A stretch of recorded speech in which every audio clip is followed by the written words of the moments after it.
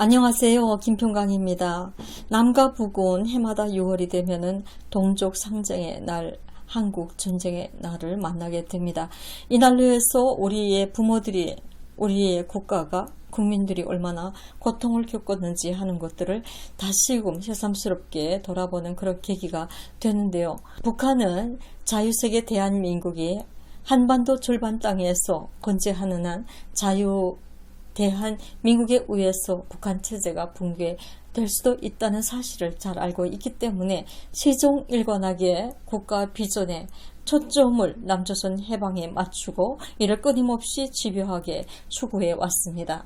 이에 대해서 북한 최초의 통치자 김일성은 1945년 광복호를 회상하여 조국에 돌아온 그날부터 나는 백두산에서 메고 온 배낭을 미처 풀 새도 없이 남조선 혁명에 매달렸다라고 회고를 했는데요. 또 이대 통치자 김정일은 우리나라 남쪽 땅 아름다운 다도의 기술계 김일성 자신의 아버지죠. 김일성을 모시는 것이 나의 최대의 수건이고 사명이다 라고 말한 적이 있습니다.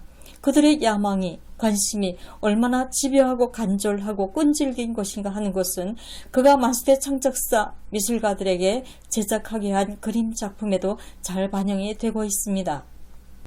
만수대 창작사에서는 다도의 기술계에서 휴식 후에 한때를 보내시고 계시는 김정일과 김일성이라는 대형 벽화를 창작을 했었는데요.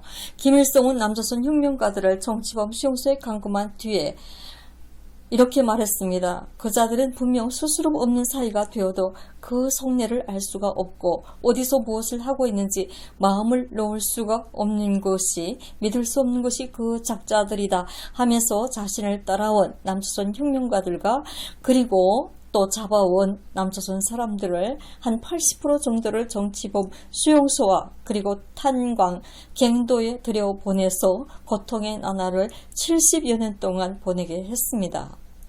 오늘은 그 초대 수령 김일성이 남조선 혁명과 승공 통일을 같이 추구했던 전우들을 어떻게 회상했는지 정치 망명인 김덕홍 선생님의 회고록을 통해서 더 자세히 알아보는 그런 시간을 갖겠습니다.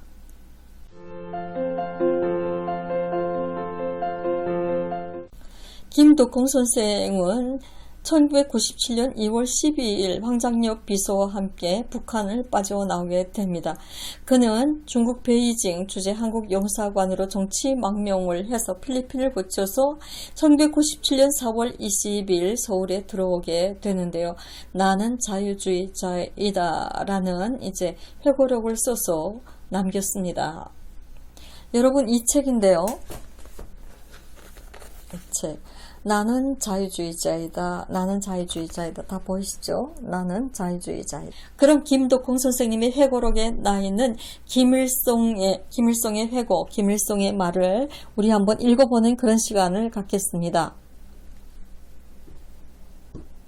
이 책에는 김일성이 송시백에 대해서 회고하는 것이 김일성의 말로 그대로 나와 있습니다.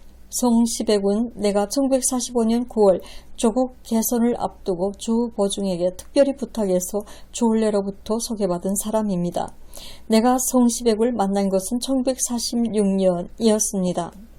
이미 며칠 전에 주 보중으로부터 비밀 연락을 받았던 터라 나는 그날 아침에 김정수, 김일성의 아내이죠. 지금 김일성이 말하고 있습니다.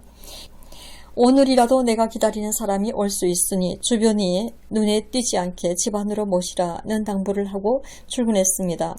그런데 그날 밤 퇴근해서 집에 들어오니 김정숙이 기다리던 분이 오셨습니다. 지금 소재에서 쉬고 있습니다. 라고 일러주는 것이었습니다. 그래서 급히 소재에 들어가 보니 온 얼굴에 수염이 시꺼멓게 자란 그러면서도 눈빛만은 유난히 빛나는 장정이 일어서며 나를 반겼는데 그가 바로 송시백이었습니다. 그날 나는 송시백과 함께 소재에서 김정숙이 차려진 술상을 사이에 놓고 온 밤 이야기를 나누는 과정에 그의 내력에 대해서도 깊이 알게 되었습니다. 20대 초반에 국내 공산주의 운동에 참여했다가 중국으로 도망친 이야기, 굶어 죽을 지경이 돼서 황포 군관학교에 빌어먹으러 들어갔다가 주올레를 만나게 된 이야기, 주올레의 지시로 장기성 밑에 들어가서 비밀 공작 사업을 하게 된 사연, 장기석을 설득해서 2차 경공합작을 성사시키던 이야기 등등. 송시백은 이런 이야기를 들려주면서 중국 공산당을 위해서 활동하면서 늘 마음 한구석에는 언제면 내 조국을 위해서 일할 수 있을까 하는 안타까운 생각이 떠나질 않았다고 말했습니다. 송시백은 우리 집에 4일 정도 머물렀는데 그 기간 우리는 향후 남조선 혁명과 대남 사업 방향을 진지하게 논의했으며 그가 해야 할 남조선에 잠입하는 문제에서부터 각계의 정보망을 수립하는 문제에 이르기까지 많은 대안들을 토의하고 수립했습니다. 송시백은 장사 수완도 뛰어난 사람 같았는데요. 그는 필요한 대남 사업 자금을 장개석에게서 받아낼 궁리까지 세세히 하고 있었습니다. 그가 떠나긴 전날 김종숙은 우리 셋만이 소박한 저녁상을 차렸었습니다. 우리는 그 자리에서 다음과 같이 약조를 했습니다. 오늘을 우리 혁명의 대남 공작 사업을 시작한 날로 정하고 남조선 혁명이 완수될 그날까지 해마다 기념하도록 하자.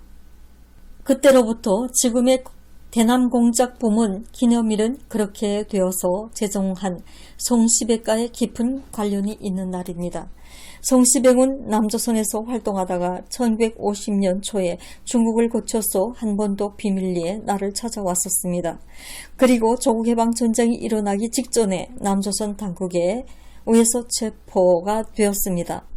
당시의 보고에 따르면 이승만은 서울에서 쫓겨나가면서도 송시백이 남조선에 각계에 심어놓은 정보망을 꼭 찾아내야 하니 반드시 그를 부산까지 압송하라 라고 명령했다고 합니다. 그러나 송시백은 압송되어가는 비행기 안에서 비밀을 끝까지 지키기 위해 숟가락을 기도에 박아놓고 자결했다고 합니다. 그 소식을 듣고 나는 전쟁 중에도 물론 전쟁이 끝난 이후에도 남조선에 파견되어 나가는 공작원들을 만날 때마다 송시백의 시신을 꼭 찾으라고 간곡히 당부했고 그 가족들을 데려오기로 마음먹었습니다. 그러나 아직까지도 그의 시신이 어디에 묻혀 있는 것을 찾지 못했는데 그게 내게는 한으로 남아 있는데 다행히도 그의 조카가 내 곁에 왔습니다.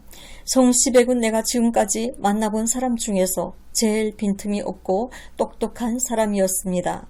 그래서 송시백이 그때 심어놓은 사람들이 지금도 남조선에서 활동하고 있습니다. 송시백의 가문은 그 자신뿐 아니라 온 집안이 남조선 혁명에 헌신한 혁명투사들이며 남조선 혁명가이고 충성분자들입니다. 그들 중에는 지금도 남조선에서 간곡하게 지하혁명투쟁을 하고 있는 동지들이 있습니다.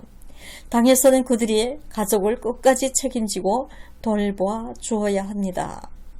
라고 김일성이 말했고요. 그 후에 김덕공 선생님은 송영창이라고 하는 송시백의 조카를 만났고 그와 친구가 되게 되고 그에 대한 사연도 이제 책에 있습니다. 오늘은 여기까지 저와 함께 하신 분은 꼭 구독해 주실 거죠?